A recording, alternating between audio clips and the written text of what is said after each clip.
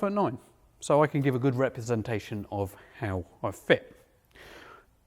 My feet are on the floor. I can't put them flat on the floor. I have to use my tiptoes. When you are riding a bike anyway, you are supposed to be hovering over the back brake. So that means that you're always in control, especially on a hill start. That means you're not going to roll backwards into the car behind you. But anyway, if I put my foot on the back brake, you can see that my leg is comfortably tucked underneath the tank and my other foot is nicely on the floor, fully flat.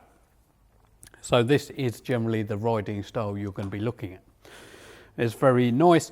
Your arms are straight, your back is straight, you are sitting upright, so you're going to be able to see over the top of all the traffic, which is always a good thing because there are a lot of numpties out there. Grips are in the right position. Handlebar, the brake levers aren't too far out, so you can grip them comfortably. Again, I've got fairly large hands, but I can grip that really nicely.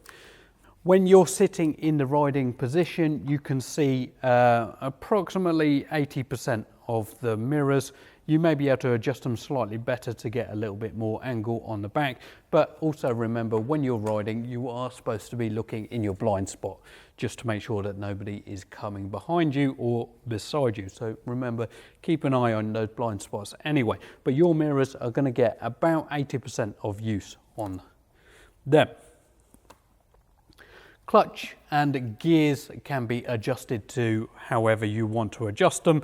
There is a link on the end of the clutch lever. There is also an adjustment in the middle of the cable, and you can adjust it on the engine as well to change where that biting point comes in. The clutch is really soft on this one, and it's not going to take a lot of pressure to be able to pull that clutch on and off, which is always nice. If you get like a really big and powerful motorcycle and they have those hydraulic clutches, sometimes they do start to wear on your hands a little bit after using them. So a soft clutch is really, really nice, and you can adjust it if you want to. Again, with the gear selector is fully adjustable. You can put it up, you can put it down, depending on where you want to sit. Some people lean a little bit more forward, some people lean a little bit more backwards. It very much depends on how tall you are and how you feel comfortable. But the actual seating position is really nice. The seat on this one is a foam-filled seat, so it will soften up over time. It is kind of tough at the minute, but unlike some of the other 50cc's on the market at the minute, this one is going to be fine to be riding for quite a long period of time. You've got to remember that this bike on average will do 30 miles an hour. So it means that if you're going 30 miles, that should take you an hour. Realistically, it's probably going to take you a little bit longer because you're never going to full tilt all the time. But you will have to sit on this bike for an extended period of time. So you want to get something that is nice and comfortable.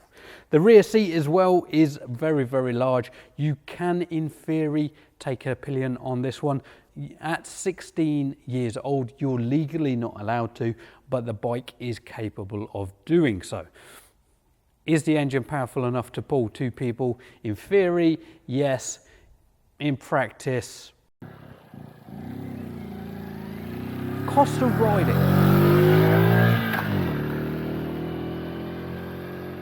Now this bike comes out at £1,999 plus £150 OTR.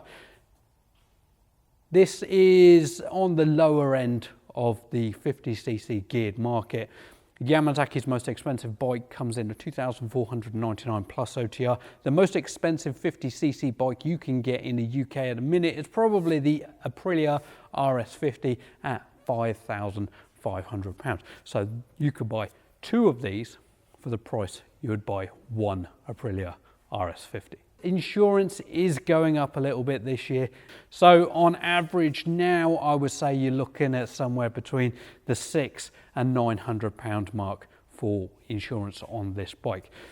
Lots of people have been looking for insurance. If you go on the comparison sites, we have found that they are considerably more expensive. So please go ring up Bike Shore directly and talk to them and they should be able to get you the best deal. This is what I've found through years of doing this.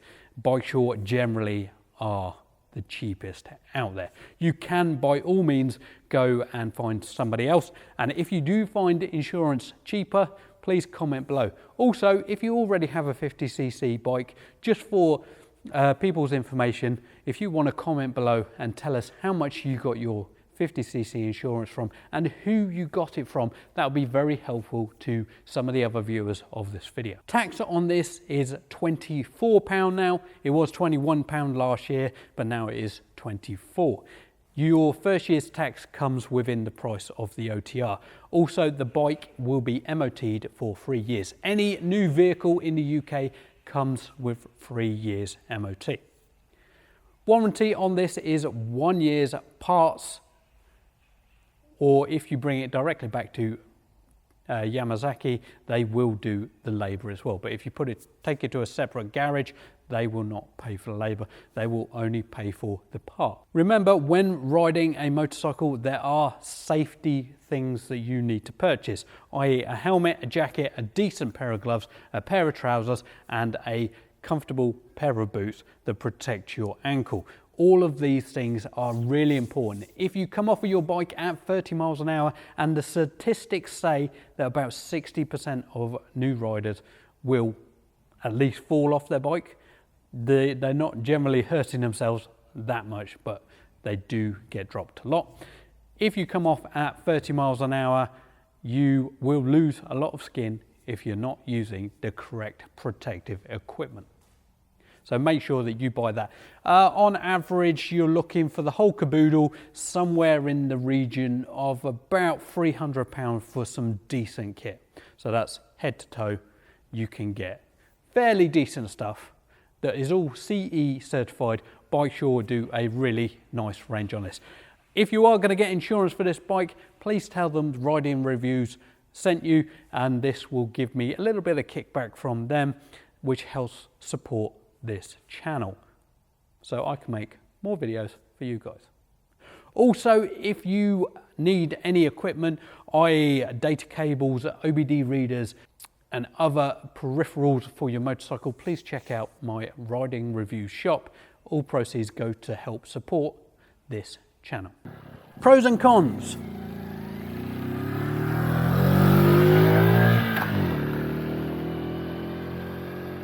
This is a 50cc geared bike. It is designed to do 30 miles an hour. You can have this bike de-restricted and it will do between 40 and 45 miles an hour. To get this de-restricted, it is fairly cheap, and it costs about 14 to 15 pounds for the part to de-restrict it, which is a little bit cheaper than some of the other ones.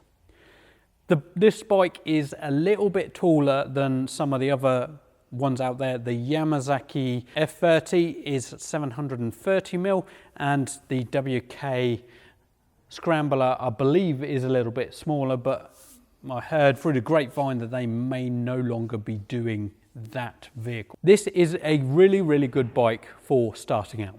It's going to get you the ability to be able to do the gears, so that when you go up to a bigger bike, you are able to use the gears, because they're going to be the same pattern. You're going to be using them in the same way. The clutch control is going to be very similar regardless of what bike you have. Parts availability, Yamasaki have all the parts for these bikes on the shelf. So if you do need them, contact Yamasaki or go to yamasaki.co.uk. Some of the things that you need to do with these bikes. Servicing, it is really, really key to keep your bike serviced. Get them to do the valve clearances on every single service, because otherwise it's going to cause you issues in the future if you do not. That is another thing that you've got to take into consideration when thinking about cost. Servicing. Servicing for this, if you bring it to Yamasaki, is going to cost you somewhere in the region of £100 per service. That includes the valve clearances. So it's £99. They do the valve clearances as well. Everything on this bike seems really, really nice. I would say this is one of the better bikes that have come out of China over the last couple of years. There are all the gaps, the fit and finish is really nice. What do I think of this? You've got to remember that I am a seasoned rider, and I have ridden many, many thousands of these 50cc's. I do prefer riding big bikes because I can. Smaller bikes are a little bit slow, but that is something that you're going to have to deal with. If you want to ride a bike, you have to ride at 30 miles an hour. If you are going to buy a 50cc bike, you've got to remember a couple of things. As I said before, servicing is key. These only hold 800 millilitres of oil, which means that they can get gummed up fairly quickly.